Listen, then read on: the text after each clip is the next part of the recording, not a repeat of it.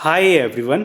आज honourable finance minister Shrimati Nirmala Sitharaman ji ने देश के सामने बजट 2025 पेश किया, जहां पे इनकम टैक्स के अंदर इस बजट के अंदर बहुत सारे बड़े मेजर चेंजेस थे। जीएसटी के अंदर जो चेंजेस यहां पे आए हैं वो बहुत ही लिमिटेड चेंजेस है, लेकिन इन चेंजेस में से कुछ चेंजेस काफ़ी सिग्निफिकेंट चेंजेस भी है।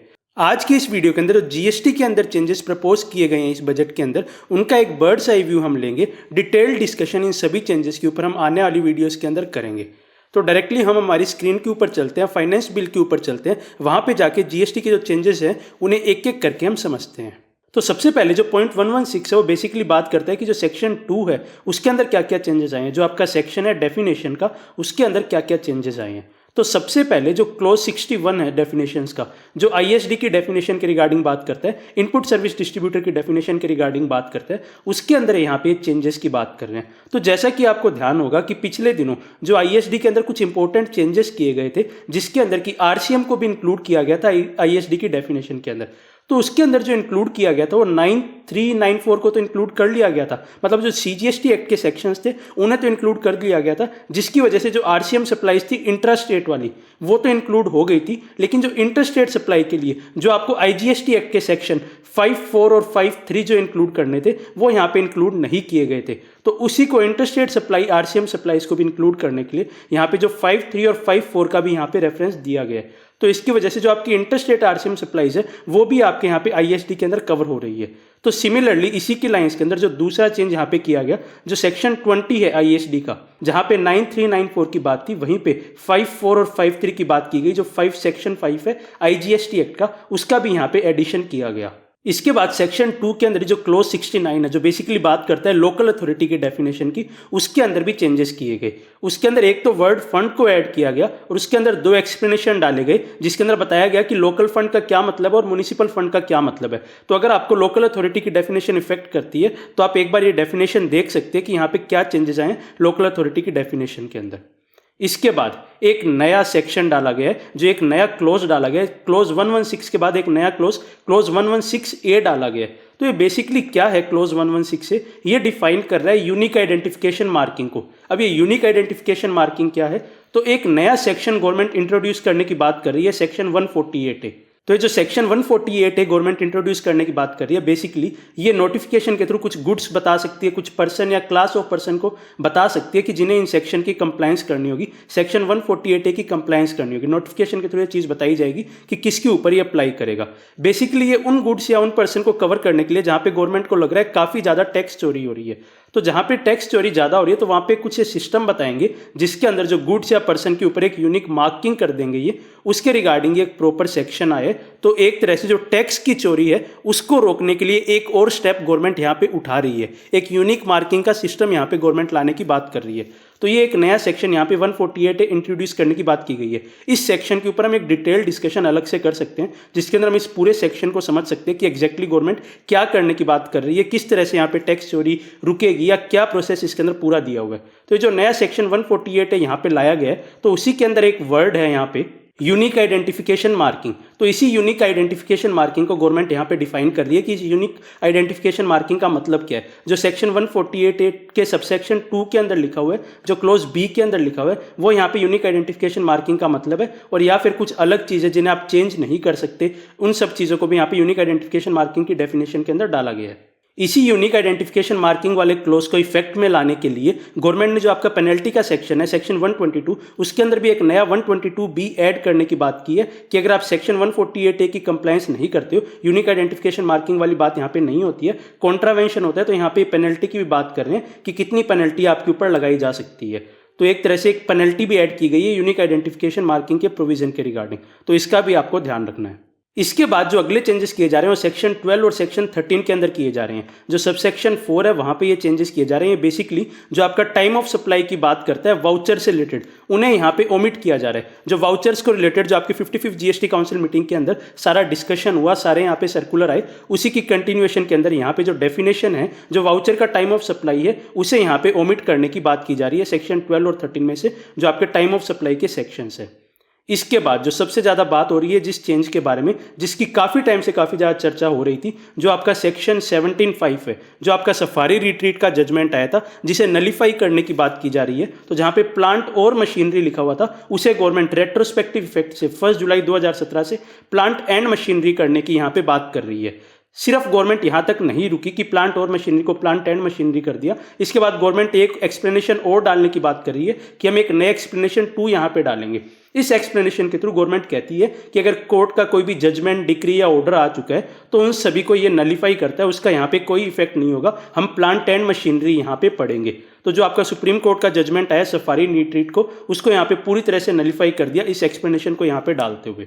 इसके बाद सेक्शन 20 के अंदर जो चेंज आया वो हम देख चुके हैं। जो आईएसडी के अंदर जो आपके सेक्शन 5 के 4 और 3 को यहाँ पे इंक्लूड किया गया, जो आपके आईजीएसटी एक्ट को यहाँ पे इंक्लूड किया गया, आपकी आईएसडी की डेफिनेशन के अंदर वो यहाँ पे बात हो रही है। इसके बाद अगला एक और इंपॉर्टेंट चेंज आपके लिए, जो आपका सेक्शन 34 है, जो आपका क्रेडिट नोट के रिगार्डिंग बात करता है। तो उसका जो प्रोवाइजो बात करता है कि आप क्रेडिट नोट के थ्रू कब अपनी लाइबिलिटी रिड्यूस नहीं कर सकते। तो आपका यहाँ पे प्रोवाइजो है कि आप क्रेडिट नोट के थ्रू अपनी लाइबिलिटी कब रिड्यूस नहीं कर पाएंगे। तो उसके अंदर एक अमेंडमेंट यहाँ पे लाया गया और ये पॉइंट 1 यहाँ पे डाला गया। पॉइंट 1 में ये बोलता है कि जो आपका इनपुट टैक्स रेट था जिसके अगेंस्ट आप क्रेडिट नोट इशू कर रहे हो, अगर आपका जो रेसिपिएंट है उसने इनपुट टैक्स क्रेडिट को रिवर्स नहीं किया, जो उस पर्टिकुलर सप्लाई के अगेंस्ट जो उसने अगर इनपुट टैक्स क्रेडिट ले लिया था, उसको अगर वो रिवर्स नहीं करता है तो आप अपनी आउटपुट लाइबिलिटी को यहाँ पे रिड्यूस नहीं कर पाएंगे उस क्रेडिट नोट के थ्रू। तो यहाँ पे आपको ये चीज़ और ध्यान रखनी है कि जब आप क्रेडिट नोट इशू कर रहे हैं तो आपका जो रेसिपिएंट है वो अपना इनपुट टैक्स क्रेडिट रिवर्स कर रहा हो उस क्रेडिट नोट के थ्रू, तभी आप अपनी जो अपनी आउटपुट लाइबिलिटी है वो रिड्यूस यहाँ पे कर पाएंगे। तो ये एक इंपॉर्टेंट चेंज यहाँ पे आया है क्रेडिट नोट के रिगार्डिंग, जिसका आपको स्पेशली अब से ध्यान रखना है। इसके बाद अगले क्लोज के अंदर जो आपका सेक्शन 38 है, बेसिकली आपका जो 2B के रिगार्डिंग सेक्शन है, उसके अंदर इंपॉर्टेंट चेंजेस गवर्नमेंट के द्वारा किए जा रहे हैं कि जहां पे ऑटो जनरेटेड स्टेटमेंट की बात है वहां पे स्टेटमेंट की बात की जा रही है, और यहाँ पे कुछ और चेंजेस यहाँ पे किए जा रहे हैं जो बेसिकली गवर्नमेंट का इंटेंशन लग रहा है कि जो 2B से IMS की तरफ शिफ्ट होने वाला है, जो IMS का पूरा प्रोसीजर आने वाला है, उसको पूरी तरह से इफेक्ट में लाने के लिए ये चेंजेस गवर्नमेंट की तरफ से यहाँ पे किए जा रहे हैं। तो एक तरह से जो 2B की तरफ से IMS की तरफ जाने वाले हैं हम, जो IMS का एक पूरा प्रोसेस, एक पूरा का पूरा सिस्टम आने वाला है, उसको देखते हुए ये चेंजेस जो आपके सेक्शन 38 है उसके अंदर गवर्नमेंट की तरफ से किए जा रहे हैं।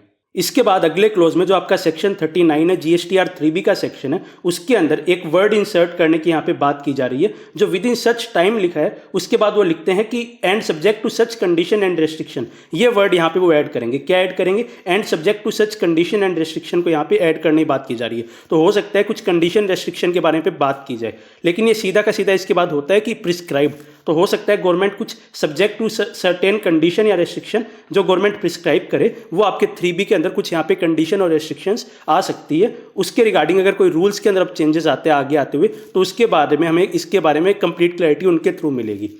उसके बाद बहुत इंपॉर्टेंट चेंजेस जो आपका सेक्शन 107 और सेक्शन 112 है उसके अंदर आए, जो आपका फर्स्ट अपील और अपीलेट ट्रिब्यूनल के साथ आप अपील फाइल करते हैं वो यहाँ पे आए। तो जैसा कि आपको ध्यान है, जब आप कोई अपील फाइल करते हैं तो जो टैक्स अमाउंट होती है उसका 10% आप प्री डिपॉजिट करवाते हैं, लेकिन जो ऑर्डर्स है जहाँ पे सिर्फ पेनल्टी के ऑर्डर्स है वहाँ पे प्री डिपॉजिट की बात यहाँ पे नहीं आ रही थी, और काफ़ी सारे लोग इसका मिसयूज भी कर रहे थे कि जो लोग फ्रॉड वगैरह में इन्वॉल्व होते थे उनके ऊपर पेनल्टी लेवी की जाती थी और उसके बाद मैटर को आगे चलाए रखते थे, कोई भी प्री डिपॉजिट उन्हें यहाँ पे करना नहीं पड़ता था। तो यहाँ पे गवर्नमेंट ने बोला है कि ऐसे जो डिमांड्स है जहाँ पे सिर्फ पेनल्टी है, जहाँ पे कोई टैक्स की अमाउंट नहीं है, ऐसे केस के अंदर आपको अगर अपील फाइल करनी है तो आपको 10% प्री डिपॉजिट करवाना होगा। 10% कहाँ पे? जहाँ पे आपको फर्स्ट अपील फाइल करनी है। अब आपको ट्रिब्यूनल के पास जाना है, सेकंड अपील में जाना है, तो आपको एडिशनल 10% कराना होगा। मतलब 10% तो आप फर्स्ट अपील में करा चुके होंगे, 10% आप यहाँ पे और करवाएंगे, तभी आप अपील फाइल कर पाएंगे जो ओनली पेनल्टी के ऑर्डर्स है उनके अंदर भी। इसके बाद जो चेंज 122B नया पेनल्टी के अंदर आया, जो हमने अभी देखा, जो यूनिक मार्किंग नंबर वाला यहाँ पे चेंज था, जो नया सेक्शन 148A लाया जा रहा है, उसकी कंप्लायंस के रिगार्डिंग ये नया पेनल्टी प्रोविजन यहाँ पे डाला गया, वो ये नया चेंज यहाँ पे आया है। इसके बाद जो 148 है हमने डिस्कस किया, जिसे हम आने वाली वीडियोस के अंदर डिटेल के अंदर डिस्कस करते हैं, वो अगला चेंज यहाँ पे है। इसके बाद अगले क्लोज के अंदर जो शेड्यूल 3 है आपका, जहाँ पे नो सप्लाई की बात होती है, उसके अंदर एक इंपॉर्टेंट क्लोज को ऐड किया गया। तो जैसा कि आपको ध्यान है कि जो वेयर हाउस के अंदर, विद इन वेयर हाउस अगर without clearance for home consumption से पहले अगर कोई सेल्स होती है तो उसे नो सप्लाई के अंदर कवर किया जाता है क्लोज ए के अंदर। उसी तरह से एक नया क्लोज AA यहाँ पे डाला गया है कि कोई ऐसा गुड्स जो वेयर हाउस है स्पेशल इकोनॉमिक जोन के अंदर या free trade warehousing zone के अंदर, अगर उसे बिफोर होम क्लियरेंस में ले जाने से पहले या एक्सपोर्ट करने से पहले, डोमेस्टिक टैरिफ एरिया में लाने से पहले, इनमें से पहले अगर कोई सप्लाईज की जा रही है तो उसे नो सप्लाई के अंदर यहाँ पे डाला जा रहा है, वहाँ पे जीएसटी की बात नहीं आएगी। तो उसके रिगार्डिंग ये यहाँ पे डेफिनेशन एक नया क्लोज यहाँ पे डाल रहे हैं शेड्यूल 3 के जो पैराग्राफ 8 है उसके अंदर एक AA करके यहाँ पे ये पॉइंट डाल रहे हैं। इसके बाद इसी शेड्यूल 3 के अंदर ये जो वेयर हाउस से रिलेटेड है उन्हीं से रिलेटेड जो एक्सप्लेनेशन यहाँ पे डाला गया है कि यहाँ पे इसका मतलब क्या होता है, सेस का मतलब क्या होता है, free trade warehousing zone का मतलब क्या होता है, डोमेस्टिक टैरिफ एरिया का क्या मतलब होता है,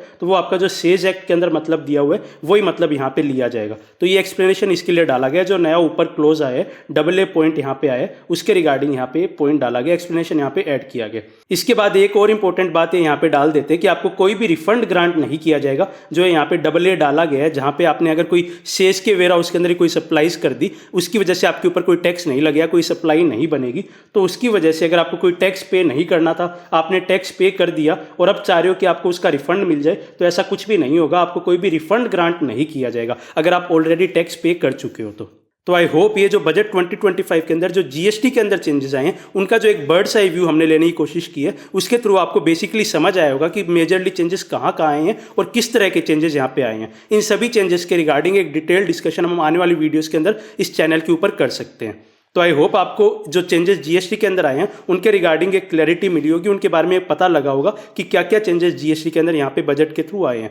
और आई ऑल्सो होप ये वीडियो आपके लिए हेल्पफुल रही होगी। So finally thanks for watching and stay tuned.